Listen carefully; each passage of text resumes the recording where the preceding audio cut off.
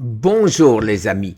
Alors ce matin, je veux vous parler du fenbendazole et du cancer, ainsi que ivermectine et cancer. Mais avant, je souhaite demander à Google Gemini, propriétaire de YouTube, si je suis en règle avec les informations que je souhaite vous donner. Alors, en premier, je demande bien sûr, le gouvernement US a-t-il quitté l'OMS? Et là, la réponse est claire. Oui, le gouvernement a annoncé sa décision, etc. Et les sources, l'OMS se défend après l'annonce du retrait des États-Unis. WHO, c'est l'OMS. Hein.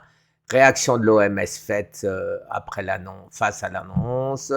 Donald Trump, comment le retrait, le monde après le retrait des États-Unis. L'ONU regrette le retrait des États-Unis. L'OMS plaide pour un dialogue constructif. Voilà, c'est clair. Alors les amis, ma question à Google Gemini est extrêmement simple. En conclusion, aujourd'hui, dois-je suivre les recommandations du gouvernement US ou toujours l'OMS pour respecter la doxa de YouTube? Alors, la réponse semble orientée vers l'OMS. L'OMS, donc parce qu'il y aurait un consensus mondial pour l'OMS, donc je respecte totalement cette décision. S'il y a un conflit entre le gouvernement US et l'OMS, il est prudent, il serait prudent de suivre l'OMS. Voilà, donc c'est clair. Google Gemini nous montre les sources.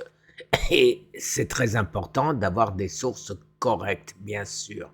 Et dans les sources proposées, il y a bien sûr le gouvernement américain, NCBI, nlm.nih.gov. C'est bien le site médical du gouvernement américain. Et pour YouTube, puis-je utiliser les informations données par Google Gemini AI, propriétaire de YouTube? Alors, il faut faire attention de ne pas donner de mauvaises informations, donc, et surtout de vérifier les informations, les sources des informations, ce que bien sûr je fais avant de publier la réponse de Google Gemini sur fenbendazole et ivermectine sont-ils des compléments possibles au traitement prescrit par les oncologues, à savoir bien sûr la chimiothérapie et la radiothérapie? La réponse, donc, bien sûr, elle est très claire. L'ivermectine a montré son activité anti-cancer. L'ivermectine et avec du fenbendazole, avec en plus de la vitamine E et du curcumine, du turmérique, c'est la curcumine effectivement, potentiel cancer traitement. Voilà, ici, ivermectine a été, etc. Recherche, anti-cancer, bon, c'est clair. Et les sources, les amis, je pense qu'on peut difficilement faire mieux au point de vue fiabilité. Vous regardez entre NCBI, City Hope International, etc., Frontier et Pharmacy Time, je crois que c'est difficile de faire mieux. fembendazole et cancer? La réponse, bien sûr, les recherches indiquent que,